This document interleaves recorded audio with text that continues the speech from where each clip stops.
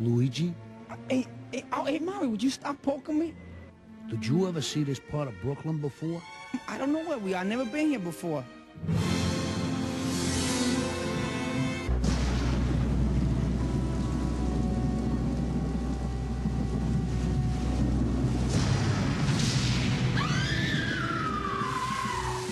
Mario! We're going in. Help me! Daisy! Luigi, no! Where are we? Luigi! Daisy! I captured the princess. Where's the rock? The plumbers took it. Plumbers.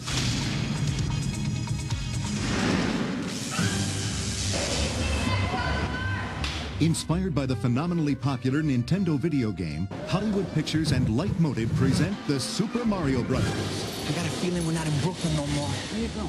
Meet Mario and Luigi, two of the world's most unlikely superheroes, whose finesse with pipes and wrenches leads them on an amazing journey to a fantastic parallel universe, where they battle a crazed lizard king to save a princess, a pendant, and life as we know it.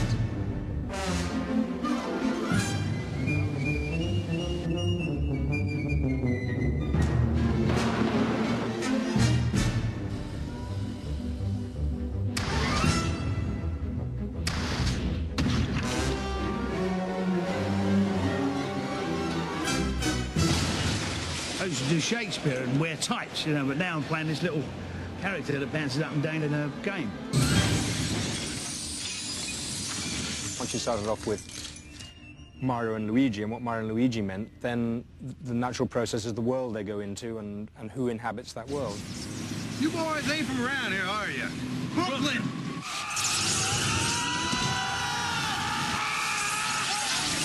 We had a tremendously rich tapestry of characters that worked from in the game itself. So the trick was here to try and get those characters to come to life and to integrate them into a story which made some sense and had a beginning, middle, and end. That's where the real struggle was, to try and get all those elements to fit into a continuum that began to make some sense, because the game doesn't have a story, and the characters don't even have characteristics, they're just names. Mario has brought Luigi up from, you know, he's obviously a very, very much younger brother, and he's lost both parents. But in a way, he's brought him up not just as a brother, as a little brother, but as a friend.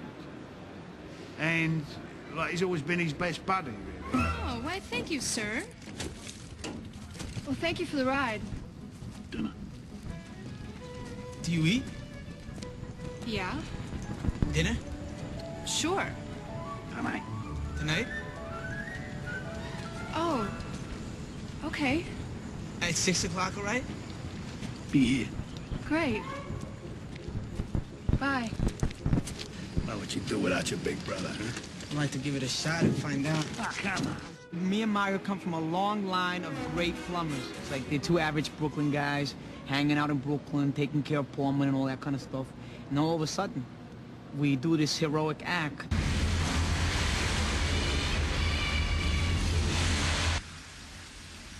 Did you see that? Yeah. You? Yeah. Oh. No, Luigi, forget it. Gotta go with it. Don't forget, it's rock. Look down there. Luigi! Luigi! The film's concept was enhanced by the joyful and unpredictable imaginations of directors Rocky Morton and Annabelle Jankel, creators of the electronic sensation Max Headroom. And the first question that came up in our minds was, where did it all come from and why did it happen? And as soon as we started asking those questions, everything seemed to slot into place. And then that sparked off this whole thing about dinosaurs and that their extinction and why dinosaurs aren't around anymore. We found this theory about a meteorite hitting the Earth, and that was the reason why dinosaurs disappeared. 65 million years. We've been exiled here after the meteorite struck, while mammals roam free in the other dimension. Well, not for long. When given the problem of conceptualizing a movie based on a video game, the filmmakers turned it on its ear and dreamed up a mythical prehistory. The story is very much based around the themes of extinction, and we figured, well, maybe the punishment that they receive in this world is they get regressed back to their ancestors. all the way back to any stage of the last 200 million years of evolution. Mirroring New York City, but existing in another time dimension, is Dino Hatton. Although Uptown was never like this, unless you happen to be descended from a dinosaur. Get away from us, baby! Get away from my... What is this place? I don't know. This is crazy. Their society, that is that of Dino Hatton, these people, these humans have been evolved from reptiles, and on our world, which is a parallel world to them, we've been evolved from mammals. So we have a lot of the same characteristics, except their society is a lot more aggressive and carnivorous, but the point of it is that it's not intended to be in any mean spirit. It's carnivorous and aggressive, and the people like it that way. Hey, what is this? All right, what do we do? I'm getting arrested for being a punk. Put his number down. In search of their dream location, the filmmakers stumbled upon an abandoned cement factory. This mammoth 5-story structure reinforced the production team's motto, creativity is transforming what is into what might be. Coming to an existing structure, it's made out of concrete and steel, and it was a heavy manufacturing facility. The design sort of evolved out of the existing shapes and structures because they don't move. So you go in and do a survey of, it's called an as-built condition drawings, to see what shapes and sizes are in the structure itself. And then we do an overlay on top of that and try to start fitting the sets and the staging that are required to make this motion picture into that. I play King Koopa, the Lizard King. Python Pizza here, may I help you? King Koopa here. Oh, yes, sir. I'd like the Koopa special. Pterodactyl tail on that? Yes. Dino, lizard, hold the mammal, no worms, and spicy. You must be the great Koopa. I play a character named Daisy, who is also unknowingly a princess. Luigi! We're coming! You better not hurt us! Working in this parallel world, it doesn't require a lot of acting on my part because it is so amazing looking that all I have to do is simply respond to what's around me, and it's all right there.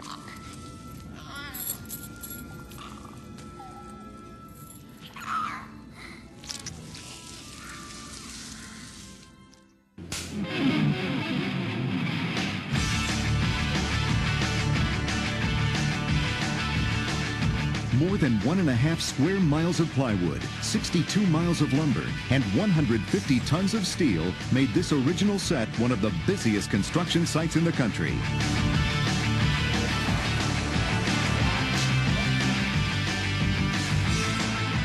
Week by week, the parallel dimension began to take on a life of its own as it devoured the old structure, and its multi-leveled ramps, conveyors, and catwalks became the dazzling neon-studded set known as Koopa Square.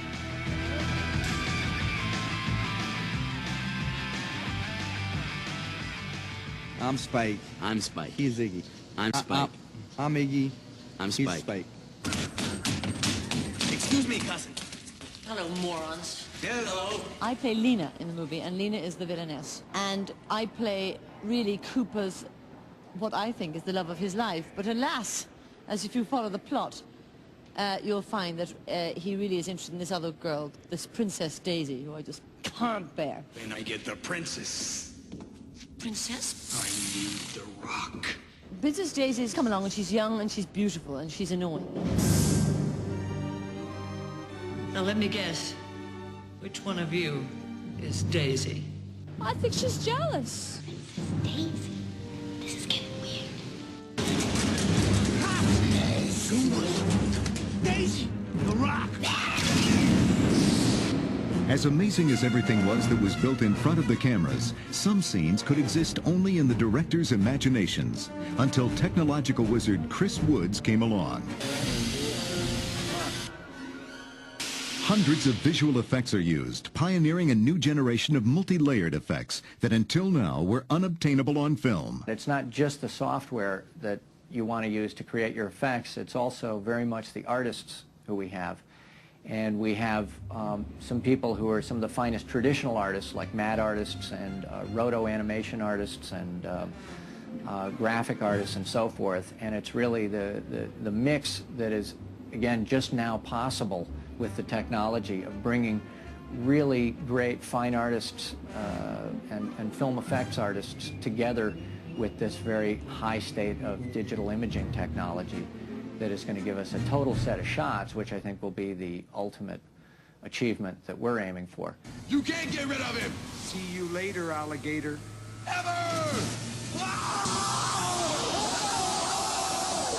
Goombas.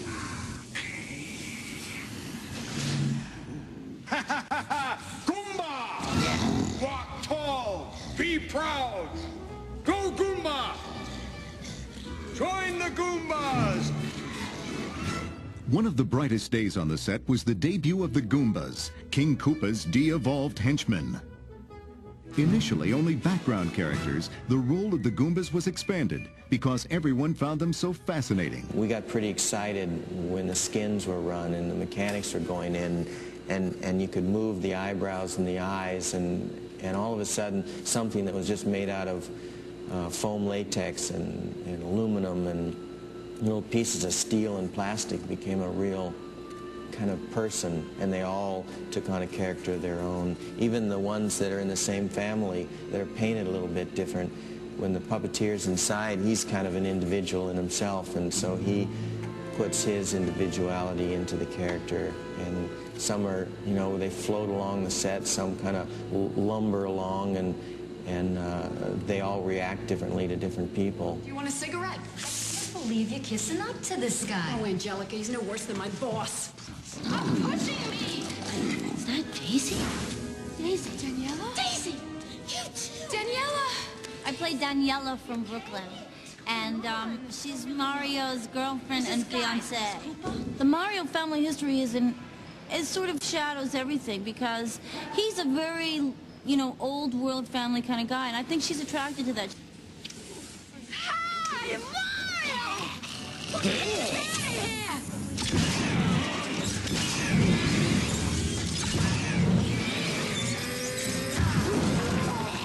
Look, there were these two guys.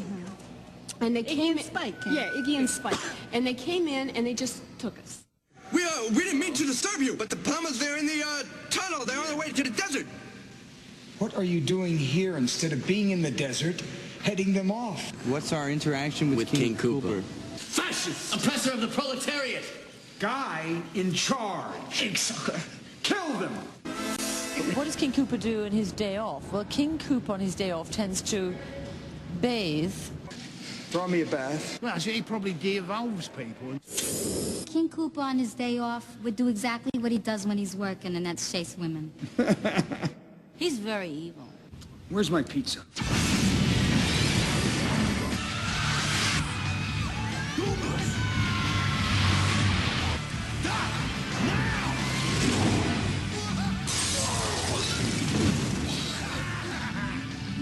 If the Goombas were fascinating, then Koopa's pet Tyrannosaurus Rex Yoshi was simply magical.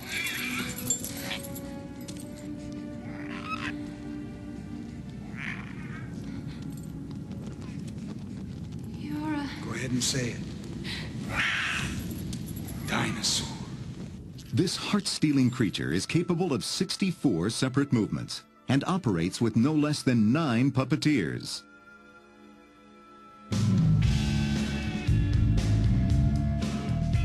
With the directors favoring a dark, sensuous look and shiny, scaly, lizard-like fabrics, costume designer Joseph Porro's team scoured the globe for suitable materials.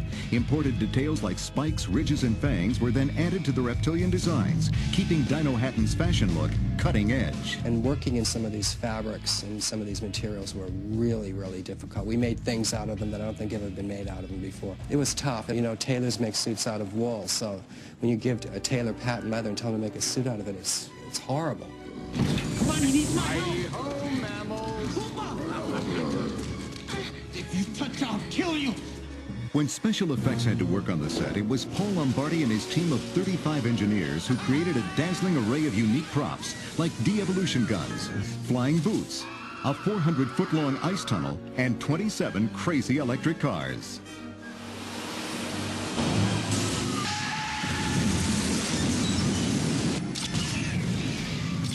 Brace yourself! Now!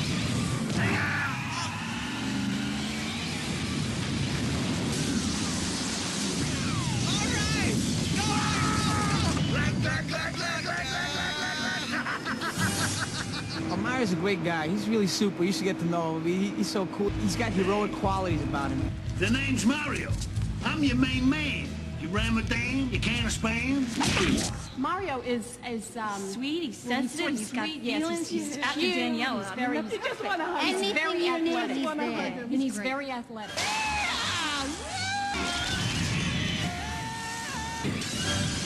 He probably likes things like flowers and, you know, he's romantic, all sorts of really revolting, earthbound things. And he's mammalian, but he's cute, I suppose.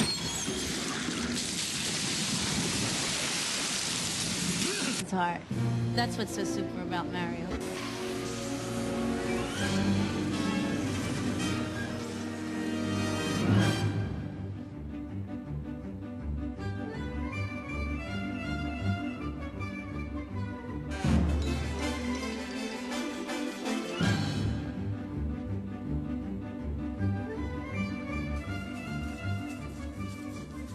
Don't tell him no more. You want to find out more, you come see the movie. That's right. Yeah.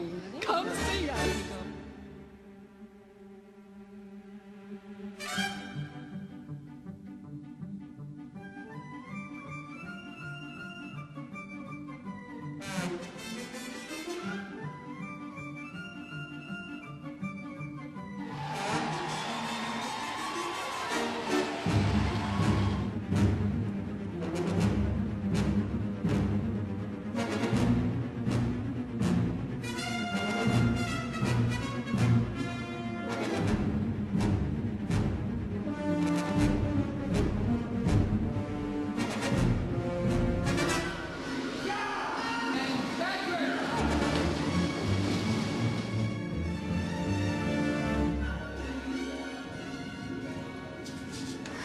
Look, look, look, look!